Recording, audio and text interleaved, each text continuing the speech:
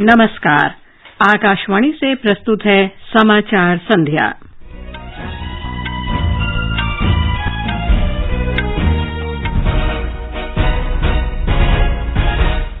राष्ट्रपति द्रौपदी मुर्मू ने कर्नाटक के धारवाड़ में भारतीय सूचना प्रौद्योगिकी संस्थान के नए परिसर का उद्घाटन किया। प्रधानमंत्री नरेंद्र मोदी जापान के पूर्व प्रधानमंत्री शिंजो आबे के अंतिम संस्कार में शामिल होने के लिए जापान रवाना। सहकारिता मंत्री अमित शाह ने कहा, सरकार कृषि उत्पादों को वैश्विक स्तर पर बढ़ावा देने और निर्यात के लिए अमूल के साथ मिलकर मल्टी स्टेट निर्यात केंद्र स्थापित करेगी। रक्षा मंत्री राजनाथ सिंह ने कहा, शांति प्रिय भारत के बारे में ऐसा नहीं सोचा जाना चाहिए कि उसे युद्ध से डर लगता है। सरकार देश भर के सभी ऑनलाइन डाकघर पासपोर्ट सेवा केंद्रों पर पुलिस क्लियरेंस प्रमाण पत्र सेवाओं के लिए आवेदन करने की सुविधा प्रदान करेगी। ग्रामीण विकास मंत्रालय के ऐप जलदूत से देश भर के गांव के चयनित कुओं में जल स्तर का पता लगाया जा सकेगा। सूचना और प्रसारण मंत्रालय ने गलत सूचना फैलाने के लिए 10 यूट्यूब चैनलों को बंद किया। राष्ट्रीय परीक्षा एजेंसी ने स्नातकोत्तर पाठ्यक्रमों के लिए संयुक्त विश्वविद्यालय प्रवेश परीक्षा CUET का परिणाम घोषित किया। इटली में जॉर्जिया मेलोनी का पहली महिला प्रधानमंत्री बनना तय, उनकी ब्रदर्स ऑफ इटली पार्टी ने राष्ट्रीय चुनाव जीता। शक्ति स्वरूपा मां दुर्गा की 9 दिन की पूजा अर्चना का नवरात्र अनुष्ठान आज से शुरू। प्रधानमंत्री नरेंद्र मोदी ने सभी को शुभकामनाएं दी। समाचार संध्या में जागृति शर्मा के साथ मैं लवली निगम। राष्ट्रपति द्रौपदी मुर्मू ने आज कर्नाटक के धारवाड़ में भारतीय सूचना प्रौद्योगिकी संस्थान के नए परिसर का उद्घाटन किया। इस अवसर पर राष्ट्रपति ने भारत को विश्व गुरु बनाने में ज्ञान समाज की भूमिका पर जोर दी। उन्होंने कहा कि IIIT जैसे संस्थान युवाओं को computer science, data analytics, artificial intelligence, augmented reality, data science, digitalisation, nano technology और बायोटेक्नोलॉजी के क्षेत्रों में शिक्षा से अनुसंधान और नवाचार को आगे बढ़ा सकते हैं। राष्ट्रपति ने कहा कि केंद्र की नई राष्ट्रीय शिक्षा नीति उच्च शिक्षा संस्थानों को अनुसंधान और नवाचार के क्षेत्र में युवाओं को शिक्षित करने के लिए तैयार करती है। उन्होंने चौथी औद्योगिक क्रांति में भारत की महत्वपूर्ण भूमिका निभाने की आवश्यकता पर बल दिया। राष्ट्रपति मुर्मू का उत्तरी कर्नाटक में हुबली धारवाड़ नगर निगम ने आज अभिनंदन किया। राष्ट्रपति ने कहा कि ओडिशा के एक साधारण परिवार से आने वाली महिला को सम्मानित करना देश की सभी महिलाओं के सम्मान करने जैसा है। उन्होंने आह्वान किया कि आजादी का अमृत महोत्सव के शुभ अवसर पर देश के सभी नागरिक आत्मनिर्भर भारत के लिए कार्य करें। राष्ट्रपति ने कहा कि हुबली और धारवाड़ शहर कन्नड़ और मराठी लोगों के बीच भाषाई सद्भाव बनाते हैं। उन्होंने इसे प्राचीन के साथ आधुनिक का मिलन बिंदु बताया। इससे पहले राष्ट्रपति मुर्मू ने मैसूरू के चामुंडी हिल्स में मैसूरू दशहरा उत्सव का उद्घाटन किया। राष्ट्रपति ने कहा कि देश के विभिन्न पर्व लोगों को आपस में जोड़ते हैं। हमारे देश के ऋषि मुनियों ने तथा सामान्य जनता ने भी सदियों से भारतीय समाज को उत्सवों के माध्यम से जोड़ रखे हैं। रामायण, महाभारत, पुराण, इतिहास और लोककथाओं के देवी और मानवीय चरित्रों पर आधारित पर्व पूरे देश में मनाए जाते हैं। इस पर्व में विविधता के साथ साथ एकरूपता भी दिखाई देती है। मैसूरू दशहरा भारतीय संस्कृति के गौरव का पर्व भी है। राष्ट्रपति मुर्मू कर्नाटक के 3 दिन के दौरे पर हैं। राष्ट्रपति के रूप में किसी राज्य की ये उनकी पहली यात्रा है। प्रधानमंत्री नरेंद्र मोदी जापान के पूर्व प्रधानमंत्री शिंजो आबे के राजकीय अंतिम संस्कार में सम्मिलित होने के लिए टोक्यो रवाना हो गए हैं। एक ट्वीट में प्रधानमंत्री मोदी ने जापान के प्रधानमंत्री फुमियो किशिदा और श्री आबे की पत्नी के प्रति सभी भारतीयों की ओर से हार्दिक संवेदना व्यक्त की। प्रधानमंत्री ने शिंजो आबे को अपना प्रिय मित्र और भारत जापान मैत्री का महान शुभचिंतक और समर्थक बताया। श्री मोदी ने कहा कि शिंजो आबे की परिकल्पना के अनुरूप भारत जापान संबंधों को सुदृढ़ करने का काम जारी रहेगा। एक चुनाव प्रचार के दौरान इस वर्ष 8 जुलाई को शिंजो आबे की हत्या कर दी गई थी। भारत ने शिंजो आबे के सम्मान में 9 जुलाई को एक दिन का राष्ट्रीय शोक की घोषणा की थी। विदेश सचिव विनय मोहन क्वात्रा ने बताया कि शिंजो आबे का राजकीय अंतिम संस्कार बुदोकान एरिना में होगा, जिसके बाद टोक्यो के अकासाका पैलेस में अभिनंदन समारोह का आयोजन होगा। उन्होंने बताया कि 100 से अधिक देशों के प्रतिनिधि और 20 से अधिक राष्ट्राध्यक्ष इसमें भाग लेंगे। इनमें ऑस्ट्रेलिया और दक्षिण कोरिया के प्रधानमंत्री तथा अमरीकी उपराष्ट्रपति कमला हैरिस शामिल हैं। प्रधानमंत्री मोदी जापान के प्रधानमंत्री फुमियो किशिदा से मुलाकात करेंगे। विदेश सचिव ने कहा कि भारत जापान विशेष रणनीतिक और वैश्विक साझेदारी को और मजबूत करने की प्रतिबद्धता का ये एक अवसर होगा। Prime Minister Modi will also have a brief bilateral meeting with Prime Minister Kishida. The discussions will take account and will take a very quick overview and assessment of the overall relationship, its current status, its trajectory, its progress, and the measures that they both need to take to progress it further. As also use this occasion of their meeting between the two Prime Ministers to reaffirm their continuing commitment and the strong efforts that stakeholders on both sides continue to make to promote and progress this relationship further. विदेश सचिव ने बताया कि Japan Bharat के सबसे विश्वसनीय और मूल्यवान साझेदारों में से एक है। दोनों ही देश प्रमुख क्षेत्रों में द्विपक्षीय साझेदारी को मजबूत करने के लिए प्रतिबद्ध हैं। इसमें व्यापार और निवेश, रक्षा और सुरक्षा, जलवायु परिवर्तन और बुनियादी ढांचा शामिल हैं। Japan is one of the most trusted and valued strategic partners of India. The two sides are committed to strengthening bilateral partnership in key areas that include trade and investment, defense and security, climate change, health security, infrastructure, digital space, industrial development, energy, and critical and emerging technologies and human resources, among others. There is a deep convergence in our visions of Indo-Pacific region, and there is close cooperation between our countries on issues of international importance.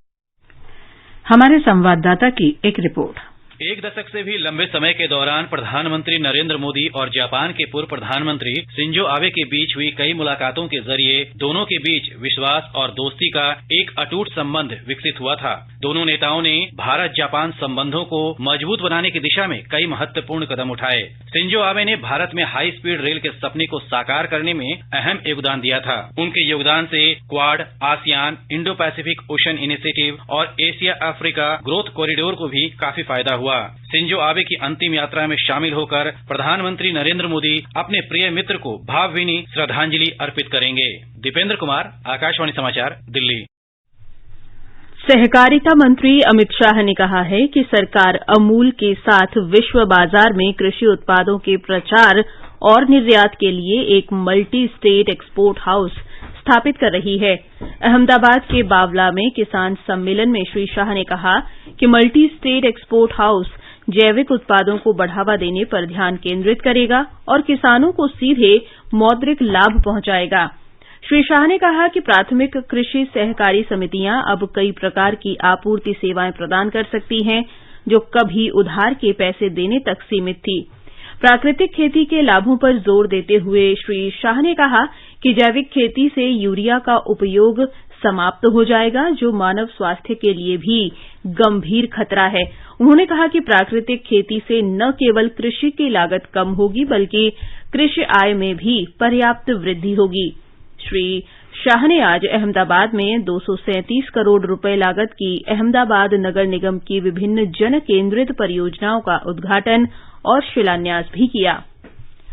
रक्षा मंत्री राजनाथ सिंह ने राष्ट्र की सेवा में प्राण न्यौछावर करने वाले हिमाचल प्रदेश के सशस्त्र बलों के जवानों के परिवारों को सम्मानित किया। कांगड़ा जिले के बडोली में एक समारोह में रक्षा मंत्री ने कहा कि देश अपने वीरों के बलिदान का सदैव ऋणी रहेगा। उन्होंने कहा कि सशस्त्र बल हमेशा से आम लोगों, विशेषकर युवाओं के लिए प्रेरणा का स्रोत रहे हैं। उन्होंने कहा कि शांतिप्रिय भारत के बारे में ऐसा नहीं सोचा जाना चाहिए कि उसे युद्ध से डर लगता है। रक्षा मंत्री ने कहा कि हमारी सेना का दुनिया भर में सम्मान किया जाता है। भारत ने कभी किसी की 1 इंच भूमि पर कब्जा नहीं किया। रक्षा मंत्री ने राष्ट्र को आश्वासन दिया कि भारत में सद्भाव को बिगाड़ने के किसी भी प्रयास का मुंहतोड़ जवाब दिया जाएगा। श्री सिंह ने हिमाचल प्रदेश को भारत और सीमावर्ती क्षेत्रों में रहने वाले लोगों के लिए रणनीतिक रूप से महत्वपूर्ण सीमावर्ती राज्य बताते हुए कहा कि उनके जीवन को बेहतर बनाना हर सरकार की जिम्मेदारी है। सूचना और प्रसारण मंत्री अनुराग सिंह ठाकुर ने युवाओं से राष्ट्र निर्माण में प्रयास करने का आह्वान किया है। हिमाचल प्रदेश के कांगड़ा जिले में युवा उत्सव में उन्होंने कहा कि प्रधानमंत्री नरेंद्र मोदी के देश को दिए गए 5 संकल्पों से युवा देश को विकास के शिखर पर ले जा सकते हैं। श्री ठाकुर ने हमीरपुर विधानसभा में 19 करोड़ 31 लाख रुपए लागत की विभिन्न विकास योजनाओं का लोकार्पण और शिलान्यास भी किया। भारतीय जनता पार्टी के राष्ट्रीय अध्यक्ष जगत प्रकाश नड्डा ने कहा है कि नरेंद्र मोदी सरकार ने केरल में विभिन्न बुनियादी ढांचागत विकास परियोजनाएं शुरू की हैं। श्री नड्डा केरल के 2 दिन के दौरे पर हैं। उन्होंने आज शाम तिरुवनंतपुरम में नवनिर्मित भाजपा जिला कार्यालय के उद्घाटन समारोह में केरल सरकार की भ्रष्टाचार की आलोचना की और कहा कि राज्य एक आतंकी हॉट स्पॉट बन रहा है।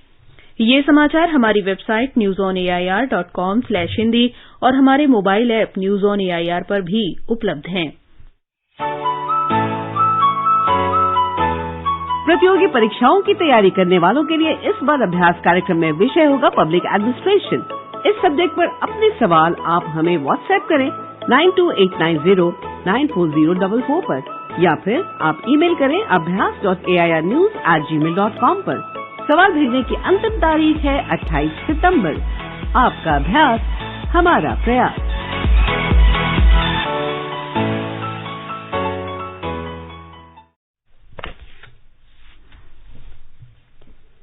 समाचार संध्या में आपका फिर स्वागत है। आगे बढ़ने से पहले मुख्य समाचारों पर एक नजर।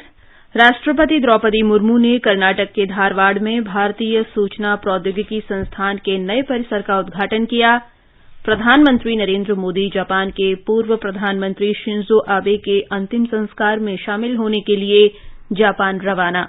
सहकारिता मंत्री अमित शाह ने कहा, सरकार कृषि उत्पादों को वैश्विक स्तर पर प्रचार और निर्यात के लिए अमूल के साथ मिलकर मल्टी स्टेट निर्यात केंद्र स्थापित करेगी। रक्षा मंत्री राजनाथ सिंह ने कहा, शांतिप्रिय भारत के बारे में ऐसा नहीं सोचा जाना चाहिए कि उसे युद्ध से डर लगता है। सरकार देश भर के सभी ऑनलाइन डाकघर पासपोर्ट सेवा केंद्रों पर पुलिस क्लियरेंस प्रमाण पत्र सेवाओं के लिए आवेदन करने की सुविधा प्रदान करेगी। ग्रामीण विकास मंत्रालय के ऐप जल दूत से देश भर के गांव के चयनित कुओं में जल स्तर का पता लगाया जा सकेगा। सूचना और प्रसारण मंत्रालय ने गलत सूचना फैलाने के लिए 10 यूट्यूब चैनलों को बंद किया। राष्ट्रीय परीक्षा एजेंसी ने स्नातकोत्तर पाठ्यक्रमों के लिए संयुक्त विश्वविद्यालय प्रवेश परीक्षा CUET का परिणाम घोषित किए। इटली में जॉर्जिया मेलोनी का पहली महिला प्रधानमंत्री बनना तय। उनकी पार्टी ब्रदर्स ऑफ इटली ने राष्ट्रीय चुनाव जीता। शक्ति स्वरूपा मां दुर्गा की 9 दिन की पूजा अर्चना का नवरात्र अनुष्ठान आज से शुरू। प्रधानमंत्री नरेंद्र मोदी ने सभी को शुभकामनाएं दी। देश भर के सभी ऑनलाइन डाकघर पासपोर्ट सेवा केंद्रों से बुधवार से पुलिस क्लियरेंस सर्टिफिकेट के लिए आवेदन किया जा सकेगा। विदेश मंत्रालय के अनुसार इस नई सेवा से पासपोर्ट संबंधी सेवाओं में सुधार होगा और सर्टिफिकेट के लिए निश्चित समय आसानी से मिल सकेगा। मंत्रालय ने बताया कि इससे न केवल विदेशों में रोजगार चाहने वाले भारतीय नागरिकों को मदद मिलेगी, बल्कि शिक्षा, लंबे समय के वीजा और अप्रवासन के लिए अन्य पुलिस प्रमाण पत्र आवश्यकताओं की मांग भी पूरी हो सकेगी।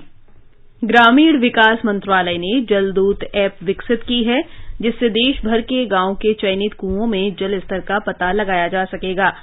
कल नई दिल्ली में इस एप्लीकेशन की शुरूआत होगी। ग्राम रोजगार सहायक जलदूत ऐप के माध्यम से साल में 2 बार मानसून से पहले और बाद में चयनित कुओं के जल स्तर को मापेंगे। मंत्रालय ने कहा है कि इस ऐप के आंकड़ों से बेहतर कार्य योजना बनाने में मदद मिलेगी। भू जल स्तर के आंकड़े ग्राम पंचायत विकास योजना और महात्मा गांधी योजना में सहायक होंगे।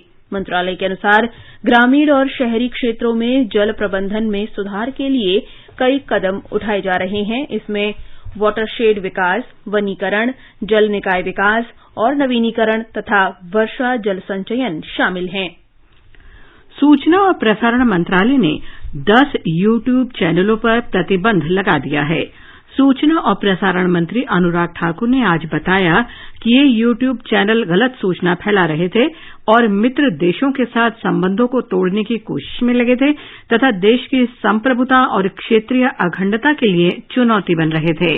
सूचना प्रसारण मंत्रालय ने 10 YouTube चैनल्स पर प्रतिबंध भी लगाया है, उनको सस्पेंड भी करवाया है, क्योंकि लगातार देश के खिलाफ षड्यंत्र रच रहे थे, देश को तोड़ने का प्रयास किया जा रहा था, भय और भ्रम फैलाने का प्रयास किया जा रहा था और जो मित्र देश हैं उनके साथ भी संबंध खराब हो, इस तरह का दुष्प्रचार किया जा रहा है। जो इस तरह के प्रयास भविष्य में करेंगे उनके खिलाफ भी भारत सरकार का सूचना प्रसारण मंत्रालय समय समय पर कदम उठाता रहेगा।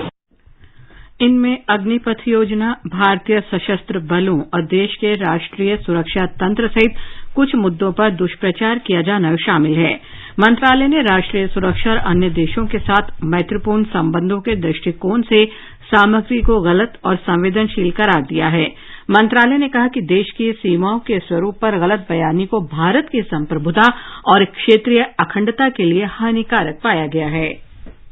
मुख्य निर्वाचन आयुक्त राजीव कुमार और निर्वाचन आयुक्त अनूप चंद्र पांडेय ने आज गुजरात में आगामी विधानसभा चुनावों की तैयारियों की समीक्षा की। राज्य के 2 दिन के दौरे पर गए निर्वाचन आयोग के दल ने आगामी विधानसभा चुनावों के सुचारू संचालन के लिए चुनाव तैयारियों की समीक्षा के लिए जिला चुनाव अधिकारियों, पुलिस अधीक्षकों, पुलिस महानिरीक्षकों और पुलिस उप महानिरीक्षकों के साथ बैठक की। इस बीच प्रदेश भारतीय जनता पार्टी के एक शिष्टमंडल ने आज निर्वाचन आयोग से मुलाकात की और आयोग को 23 बिंदुओं का एक ज्ञापन सौंपा। भाजपा नेताओं ने आयोग से मतदान का समय बढ़ाने, बुजुर्ग और दिव्यांग मतदाताओं के लिए विशेष व्यवस्था, नामांकन सूची में संशोधन, वेबसाइट पर नामांकन पत्र अपलोड करने, मतदान एजेंटों की भूमिका को अधिक सक्रिय बनाने जैसी योजनाएं बनाने का अनुरोध किया। निर्वाचन आयोग कल गांधीनगर में एक संवाददाता सम्मेलन को संबोधित करेगा। जम्मू कश्मीर में वरिष्ठ नेता गुलाम नबी आजाद ने आज अपनी पार्टी के नाम की घोषणा की। उनकी पार्टी का नाम डेमोक्रेटिक आजाद पार्टी DAP होगा, क्योंकि ये पार्टी स्वतंत्र होगी। जम्मू में श्री आजाद ने कहा कि उनकी पार्टी में निरंकुशता नहीं होगी। उनके साथ कांग्रेस के पूर्व नेता और मंत्री सर्वश्री Tarachand, GM Saroori, RS chip भी उपस्थित थे। श्री आजाद ने बताया कि DAP का अर्थ है पार्टी लोकतांत्रिक होगी और लोकतांत्रिक नियमों का पालन करेगी। कांग्रेस के राजस्थान प्रभारी अजय माकन राज्य के राजनीतिक घटनाक्रम पर अपनी रिपोर्ट अध्यक्ष सोनिया गांधी को सौंपेंगे। श्री माकन ने कहा है कि शहरी विकास मंत्री शांति धारीवाल के आवास पर कल हुई पार्टी विधायकों की बैठक अनुशासन के खिलाफ है। आज जयपुर में उन्होंने कहा कि अभी ये स्पष्ट नहीं है कि विधायकों ने वास्तव में त्यागपत्र दिया है या नहीं और इस्तीफा देने वाले कितने विधायक हैं। शांति धारीवाल जी, डॉक्टर जोशी और प्रताप काचरियावास, ये तीनों विधायक उनके नुमाइंदे के तौर के ऊपर हमारे पास में आए और उन्होंने 3 शर्तें रखी। सबसे पहले तो उन्होंने कहा कि बेशक आप अगर रेजोल्यूशन पास करना है कांग्रेस अध्यक्ष के ऊपर छोड़ने का, तो बेशक रेजोल्यूशन पास करें, लेकिन उसके अंदर फैसला उसका 19 अक्टूबर के बाद में होना चाहिए। दूसरा, हम लोग जब कहा कि हम सबसे अलग अलग एक एक करके बात करेंगे, तो उन्होंने कहा नहीं, हम ग्रुप्स में आएंगे। तीसरा जो उन्होंने बोला कि 102 जो विधायक उस वक्त लॉयल थे, अशोक जी के साथ में थे, उनमें से ही कोई बनाया जाना चाहिए, सचिन पायलट या उसके ग्रुप में से नहीं बनाया जाना चाहिए। मणिपुर के मुख्यमंत्री N बीरेन्द्र सिंह ने आज बीर टिकेंद्रजीत अंतर्राष्ट्रीय हवाई अड्डे से इम्फाल और अरुणाचल प्रदेश के तेजू के लिए उड़ान सेवा की शुरूआत की। इम्फाल से तेजू के लिए प्रधानमंत्री नरेंद्र मोदी की पहल उड़ान योजना के अंतर्गत ये विमान सेवा शुरू की गई है। इस पहल से पूर्वोत्तर के राज्यों के लोगों के बीच संपर्क बढ़ेगा, संबंध सुदृढ़ होंगे तथा कारोबार और पर्यटन क्षेत्र में बढ़ोतरी हो सकेगी। शिमला और दिल्ली के बीच लगभग 2 साल बाद हवाई उड़ानें आज फिर से शुरू हुई। हिमाचल प्रदेश के मुख्यमंत्री जयराम ठाकुर ने कहा कि राज्य सरकार और नागरिक उड्डयन मंत्रालय के सहयोग से अब शिमला और दिल्ली के बीच अलायंस एयर की उड़ानें सप्ताह में 7 दिन संचालित की जाएंगी। इससे राज्य में पर्यटन गतिविधियों को बढ़ाने में काफी मदद मिलेगी। भारत का सबसे बड़ा लोक सेवा प्रसारक आकाशवाणी समाचार आजाद भारत की बात आकाशवाणी के साथ श्रृंखला में स्वतंत्रता के 75 वर्ष पूरे होने का उत्सव मना रहा है। इस कार्यक्रम में आकाशवाणी के माध्यम से जीवन के विभिन्न क्षेत्रों में स्वतंत्रता के बाद भारत की विकास यात्रा के बारे में जानकारी दी जाती है। आज की कड़ी में हम आपको भारत को आत्मनिर्भर बनाने के लिए शुरू किए गए वोकल फॉर लोकल अभियान के बारे में जानकारी दे रहे हैं।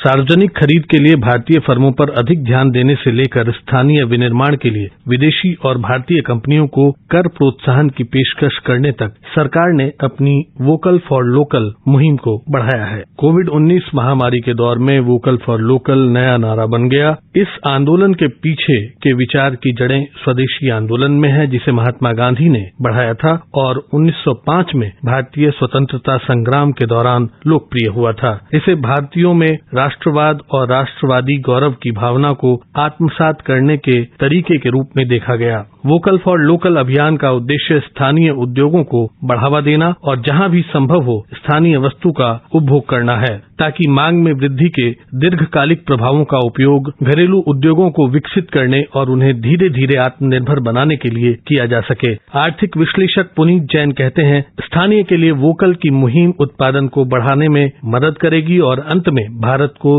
दुनिया के लिए एक विनिर्माण केंद्र बनाएगी, जिससे देश को 2025 तक $5 ट्रिलियन की अर्थव्यवस्था बनाने का लक्ष्य प्राप्त होगा। So government's campaign to boost manufacturing in India through its campaign Vocal for Local has actually many benefits. It generates a lot of employment within the country, and of course it helps us to manage our import and reduce our dependence on other economies. We need to develop local industries, the small and medium enterprises which employ a lot of people. They depend on local manufacturing, on local companies which sell goods and services within India. The main target, of course, is employment. It also helps to generate revenues within India, which will help us in managing the macroeconomic situation. If we have very strong domestic manufacturing base, then we are also able to export those goods and services to the other parts of the world to become a $5 trillion economy in 2 to 3 years. Vocal for local घरेलू उद्योगों और छोटे व्यापारियों को महत्व देता है। इस आंदोलन को मांग को बढ़ावा देने के लिए एक प्रोत्साहन के रूप में भी देखा जा सकता है।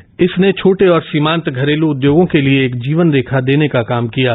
ये छोटे व्यापारी कोविड-19 महामारी के दौर में अपने अस्तित्व को बचाने के लिए संघर्ष कर रहे थे। यदि मांग घरेलू कंपनियों के पक्ष में जाती है तो इसके 3 फायदे हैं। पहला, इससे विदेशी उत्पादों पर निर्भरता कम होगी और आयात के दबाव में कमी आएगी। दूसरा, ये घरेलू कंपनियों को संकट की अवधि में जीवित रहने के लिए लड़ने का मौका देगा। तीसरा, ये भारत को दुनिया के नए विनिर्माण केंद्र के रूप में उभरने के लिए एक रणनीतिक स्थिति में रखेगा। साथ ही लोकल के लिए वोकल नारे का मतलब केवल ये नहीं कि उत्पादों को मेड इन इंडिया होना चाहिए, बल्कि उन उत्पादों का प्रचार भी होना चाहिए ताकि उन उत्पादों को प्रतिस्पर्धी बनाया जा सके। 2020 में अपने स्वतंत्रता दिवस के संबोधन के दौरान प्रधानमंत्री नरेंद्र मोदी ने कहा, स्वतंत्र भारत की मानसिकता वोकल फॉर लोकल होनी चाहिए। उन्होंने नागरिकों के लिए वोकल फॉर लोकल का आह्वान किया, जो पिछले 50 वर्षों में देश द्वारा सुने गए सबसे शक्तिशाली नारों में से एक है। हम अपने लघु उद्योगों को सशक्त करेंगे, हम सब लोकल के लिए वोकल बनेंगे और हम ज्यादा इनोवेट करेंगे, एम्पावर करेंगे अपने युवाओं को, महिलाओं को, आदिवासियों, दिव्यांगों को, दलितों को, गरीबों को, गांव को, पिछड़ों को, हर किसी को। आज भारत ने असाधारण गति से असंभव को संभव किया है। इसी इच्छा शक्ति, इसी लगन, इसी जज्बे के साथ प्रत्येक भारतीय को आगे बढ़ना है। 21वीं सदी का ये तीसरा दशक हमारे सपनों को पूरा करने का दशक होना चाहिए। इस नारे का विस्तार लोकल फॉर ग्लोबल है। भारत के स्थानीय उत्पादों की वैश्विक अपील और पहुंच होनी चाहिए। आओ लोकल के लिए वोकल को अपना जीवन मंत्र बनाएं और इस अमृतकाल के दौरान अपने देश को अभूतपूर्व ऊंचाइयों पर ले जाएं।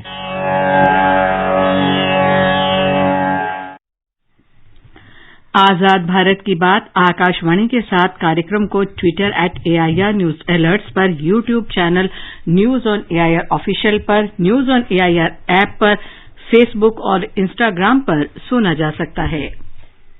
राष्ट्रीय परीक्षा एजेंसी ने स्नातकोत्तर पाठ्यक्रमों के लिए संयुक्त विश्वविद्यालय प्रवेश परीक्षा CUET का परिणाम घोषित कर दिया है।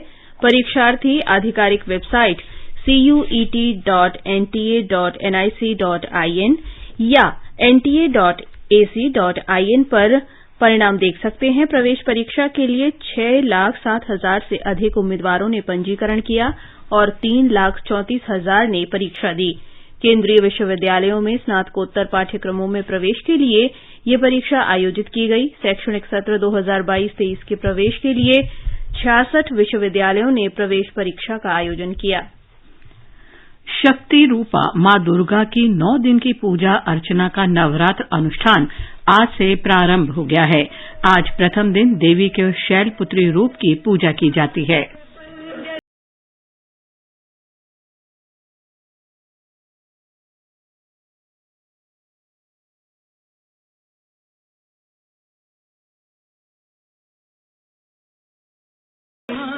प्रधानमंत्री नरेंद्र मोदी ने नवरात्रि की शुभकामनाएं दी हैं। श्री मोदी ने कामना की कि श्रद्धा और आस्था का ये पर्व हरेक के जीवन में नई ऊर्जा और उत्साह का संचार करे।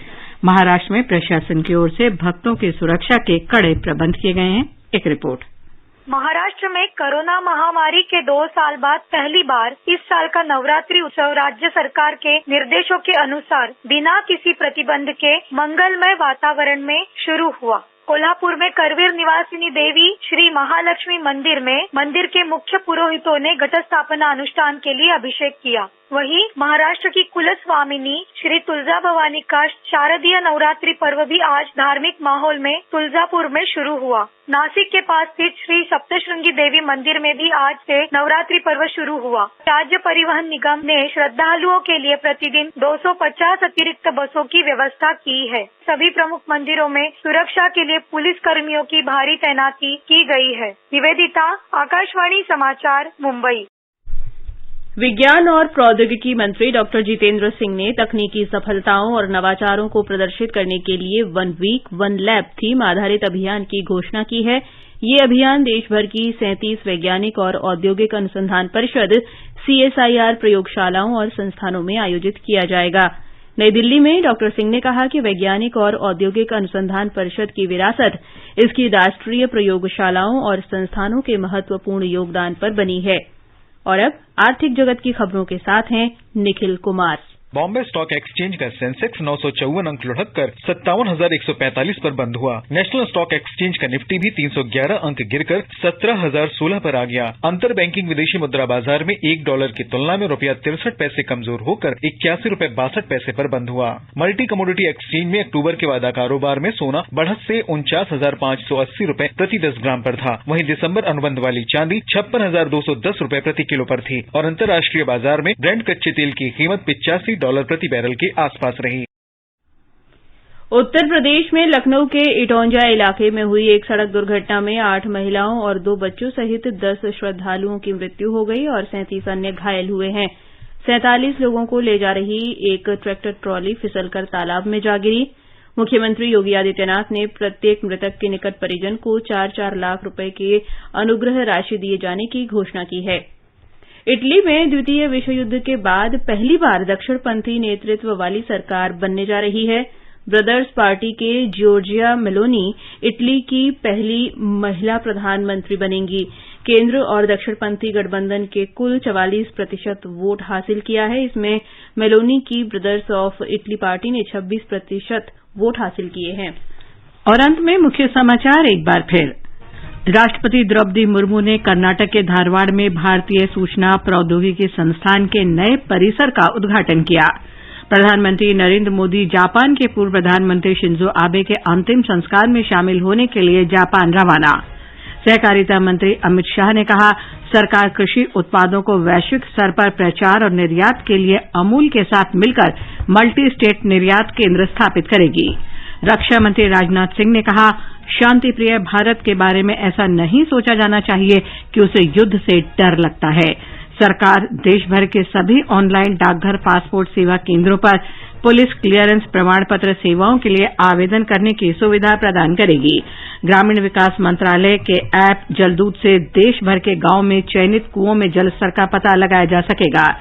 सूचना और प्रसारण मंत्रालय ने गलत सूचना फैलाने के लिए 10 YouTube चैनल को बंद किया।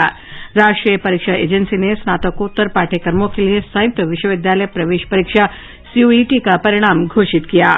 इसके साथ ही समाचार संध्या का ये अंक समाप्त हुआ। नमस्कार।